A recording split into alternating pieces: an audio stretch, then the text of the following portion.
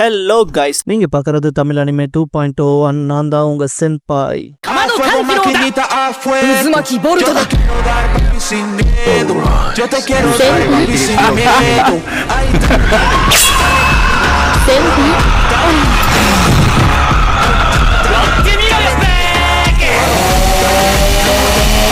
இந்த வீடியோவில் முஷாக்கு டென்சையோட எபிசோட் 9 பார்க்க போறோம். எடுத்ததும் ரூடிஸ் அவனோட பாஸ்ட் லைஃப்ல இருந்த உருவத்துல இருக்க போல காட்டுவாங்க.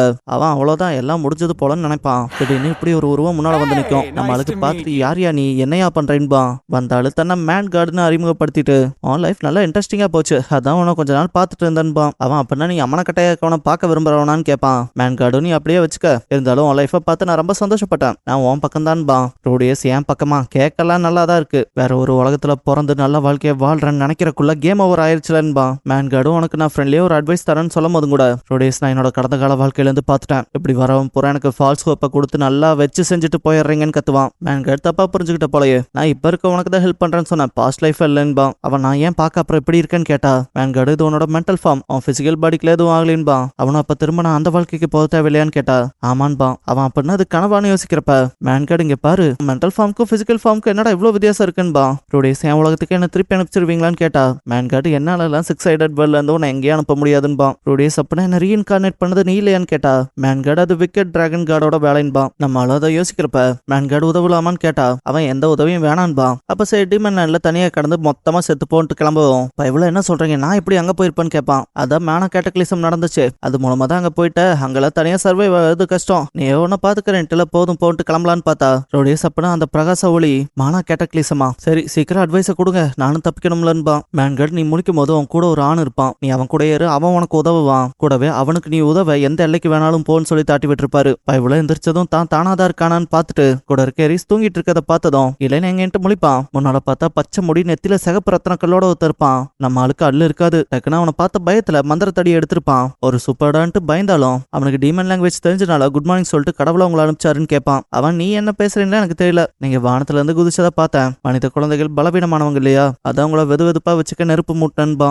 அப்ப எங்களை காப்பாத்திருக்கீங்கன்ட்டு அதுக்கு தேங்க்ஸ் சொல்லிட்டு பீஸ்ட் உமன் ஏதாவது பாத்தீங்களான்னு கேட்பான். அவனும் நீங்க 2 பேர் மட்டும் தான் விழுந்தீங்க, நான் வேற யாரையும் பார்க்கல மன்னிச்சுக்க. அப்புறம் என் உருவத்தை பார்த்து உனக்கு பயம் இல்லையான்னு கேட்டா, ரூடியஸ் எங்களை காப்பாத்திருக்கீங்க, உங்களை பார்த்து பயந்தா அது ரூடான பிஹேவியரா இருக்காதான்பா. அப்புறம் நீ ஸ்ட்ரேஞ்சான பையனா இருக்குங்கிறப்ப அவன் சிரிச்சுட்டு பேரை சொல்லி அறிமுகமாயிப்பான். அவனும் ரூஜட் சூப்பர்டியான்கவும் நம்ம பைபிள கிட்ட போய் உட்காந்து நம்ம இப்ப எங்க இருக்கோம்னு கேட்பான். அவன் டீமன் கான்டினென்ட்டோட நார்த் ஈஸ்ட்ல பேகோயா. ரூடியஸ் ரொம்ப தூரம் வந்துட்டோம் போல, நீ இங்க இருந்து அங்க போறக்கு எவ்வளவு நாள் ஆகுமோன்னு நினைப்பான். ரூஜட் எப்படி இப்படி வந்து மாட்டீங்கன்னு கேட்டா, ரூடியஸ் ஒரு பெரிய மான கேட்டக்லிசம்னாலங்கும் போது ரூஜட் எதுக்கும் கவலைப்படாதுன்னு ரூடியஸோட தலையில கை வச்சு நான் சூப்பர் ட்ரைபோட பெருமிதத்து மேல ஆணையா சொல்றேன், உன்னை இங்க விட்டு போனா எங்களோட ரெப்புடேஷன் போயிரும், ஏற்கனவே எங்க பேர் எப்படி கிழிஞ்சு போயிருக்குன்னு உனக்கே தெரியுமே தம்பின்ட்டு சிரிப்பான். ரூஜட பார்த்ததும் ஐயோ சூப்பர்டு என் வாழ்க்கை போச்சு, கிளைன் வந்து காப்பாத்து, ரூடியஸ் உன்னை நான் தான் புஷ் பண்ணி விட்டேன் என்ன மன்னிச்சுக்கன்ட்டு கதற ஆரம்பிப்பா. ரூஜடு தான் நார்மல் ரியாக்ஷன்ங்கிறப்ப ரூடியஸ் அப்ப நான் தான் வினோதமானவனான்னு கேட்பான். அவன் நீ வினோதமானவன் தான் ஆனா நல்ல வழியிலேன்பான். இதுக்கப்புறம் எரிசும் கொஞ்சம் அடிச்சு புடிச்சு பேசலான்னு வரப்ப பேரை சொல்லி அறிமுகமாய்ப்பா. இவ்வளவு பேரை சொல்றப்ப தயங்கிருக்கோம். அவனும் பவோரியஸான்னு கேட்டா அவ மிதிச்சே போரியஸ்ன்பா. இதுக்கப்புறம் அவங்க அம்மா மேல கோவப்படுவா, நான் தூங்கலைன்னா சூப்பர் வந்து கடிச்சு சாப்பிட்டுலாம் சொல்லி பயமுறுத்துறாங்க தெரியுமான்பா. ரூடியஸ் அதான் தூங்குற மாதிரிலாம் நடிச்சியான்னு கேட்டு 2 பேரும் நல்ல விதமா கம்யூனிகேட் பண்ணிக்கிட்டாலே நல்ல ஃப்ரெண்ட்ஸ் ஆயிக்கலான்பா. ரூஜட் கிட்ட ஏதாவது சொல்லுங்கன்னா அவனும் ஆமா ஃப்ரெண்ட்ஸா இருக்கலான்பா. இதுக்கப்புறம் எரிஸ் எப்பவும் போல நடந்துக்க ஆரம்பிச்சிருப்பா.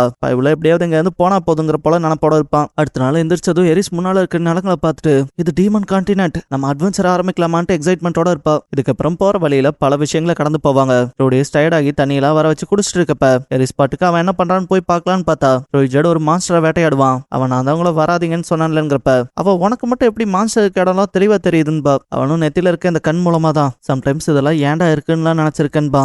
எரிஸ் அது ஹேண்டியா தானே இருக்கும், பேசாம உனக்கு அது வேணாம்னா நெத்தில இருந்து அதை கிழிச்சு எங்கிட்ட கொடுன்பா. ரூஜட் அப்பெல்லாம் பண்ண முடியாதுன்பா. ரூடியஸ் மனசுக்குள்ள இவ ஜோக் பண்றாளான்னு நினைப்பான். எரிஸ் என்கிட்ட கத்தி இருந்தா நான் உனக்கு உதவுவேன்பா. ரூடியஸ் எனக்கு மேஜிக் தெரியும், அது மூலமா நான் உனக்கு கொஞ்சமா உதவ முடியும்பா. ரூஜட் நீயும் அண்ணனும் கம்மனு வந்தா போதும், குழந்தைகள் எதுக்கு வயலன்ஸ்ல இறக்கி விட்டுன்பா. அவனை விட மூத்தவன்பா. ரூடியஸ் பரிதாபப்படுவார் ரூஜட நினைச்சு. அப்படியே பேசிக்கிட்டே ஒரு வில்லேஜ் கிட்ட வந்திருப்பாங்க. அந்த வில்லேஜ்ல இந்த குழந்தைகளுக்கான அடைக்கலம் தேடலான்னு பார்த்தா அங்க இருக்கவங்க இவங்களை பார்த்தாலே சந்தேகமா இருக்கு, அப்பெல்லாம் விட்டுற முடியாதுன்பாங்க. ரூஜட் மிரட்டவும் தான் சீஃப் கிட்ட கான்டாக்ட் பண்றேன்னு இருப்பான். இதை ரூடியஸ் கிட்ட சொல்லும் போது அவனும் கான்டாக்ட் பண்ணலாம் போன மாதிரி தெரியலேன்பா. ரூஜட் தான் அவங்க டெலபதி மூலமா பேசிக்கிட்டு வருவாங்க. இவங்க மிகடுன்பா. இவளுக்கு எங்கேயோ கேட்ட போல இருக்கும். சீஃப் வந்ததும் பேசுவாங்க. ரூடியஸ்க்கு லாங்குவேஜ் தெரிஞ்சனால நல்ல விதமாவே பேச பேசுவான். அவங்களும் இந்த பையன் பொலைட்டா இருக்கானேன்ட்டு. ஆமா இந்த நெக்லஸ் எப்படி உனக்கு கிடைச்சதுன்னு கேட்டா என் மாஸ்டர் தான் எனக்கு கொடுத்ததா சொல்லுவான். அவங்க பேர் என்னன்னு கேட்டா ராக்ஸின்பா. இதை கேட்டதும் அந்த கார்டு வந்துட்டு அது ஏன் பொண்ணாச்சேன்பாரு. அப்ப இதான் ராக்ஸி வீடான்னு நினைப்பான் ரூடியஸ் மனசுக்குள்ள. இந்த இடத்துல வச்சு பூச்சியை சாப்பிடுற செடியை பார்த்துட்டு எரிஸ் இருந்துட்டு இங்க பாரு ஃபீல்ட கார்டு பண்றதுக்கு எப்படிலாம் வச்சிருக்காங்க. இதோ அங்க பாரு ஆமா ஓட்ட திருப்பி போட்ட மாதிரி வீடு கட்டி வச்சிருக்காங்கன்னு கத்திட்டு இருப்பா. பயவுள்ள ஒரு ராக்ஸி 2 ராக்ஸின்னு சொல்லி எல்லா பொண்களையும் சிம் பண்ணிட்டே போவான். ராக்ஸியோட அப்பா வந்துட்டு என் பொண்ணு ஓகேவா அவ நல்லா இருக்காளா என்ன எதுன்னு விசாரிப்பான். பயவுள்ள எல்லாம் நல்லா தாங்க இருக்காங்க சிறுவன்கிற ராஜ்யத்துல இருக்காங்கன்னு சொல்லிட்டு இங்க மிகட்ல எத்தனை வருஷம் வாழ்வீங்கன்னு கேட்டா 200 வருஷம் பாரு. ராக்ஸிக்கு ஆக்சுவலா இப்ப 44 வயசு இருக்குன்னு பாரு. பயவுள்ள மனசுக்குள்ள என் மாமனார் நல்லவரா இருக்காருன்னு நினைப்பான். அவர் முன்னால போகவும் மனசுக்குள்ள பாலும் மத்தவங்களும் எங்களை நினைச்சு வருத்தப்படுவாங்களான்னு நினைப்பான். அப்படியே நைட் ஆகவும் இதை பத்தின டிஸ்கஷன் போகும். ரூடிஸ் கிட்ட எப்படி வந்து இங்க மாட்டீங்க என்ன எதுன்னு கேட்டு தெரிஞ்சுக்கிட்டதுக்கு அப்புறமா இங்க இருந்து எப்படி வீட்டுக்கு திரும்பலான்னு இருக்கீங்கன்னு கேட்பாங்க.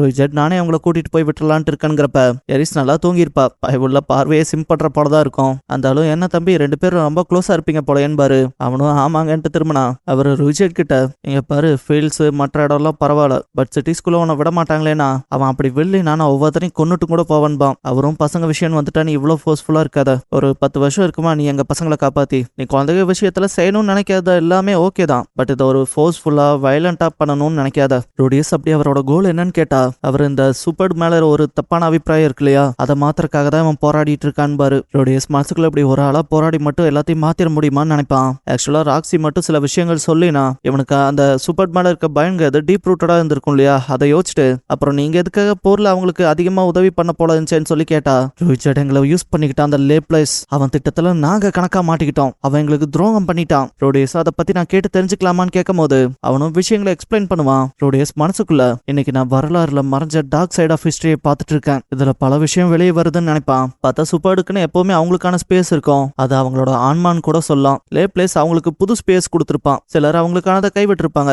சிலர் விடாம பிடிச்சிருந்திருப்பாங்க. இந்த சமயத்துல அந்த புது ஸ்பேர்னால சூப்பர்ஸ் வந்து தோக்கடிக்க முடியாதவங்களா மாறி இருப்பாங்க. ஆக்சுவலா ஹியூமன் ரைஸ்க்கு எதிராக சண்டை போட்டு டிமன் கைண்டுக்கான அவங்களுக்கான இடத்தையும் அவங்களுக்கான வாழ்வியலையும் நல்லபடியா மாத்தி தரேன்னு தான் ஒத்துருந்திருப்பான் லேப்ளேஸ். பட் காலப்போக்கில் தான் இவங்களுக்கான மாற்றம் கூட தெரியாம சுத்தி இந்த எல்லாத்தையுமே கொல்ல ஆரம்பிச்சிருப்பாங்க. அவங்களுக்கு ஃப்ரெண்ட்ஸ் தெரியாது எனிமீஸ் தெரியாது ஈவன் சொந்த குடும்பத்துல இருக்க பல பேர்த்தையே கொல்ல ஆரம்பிச்சிருப்பாங்க.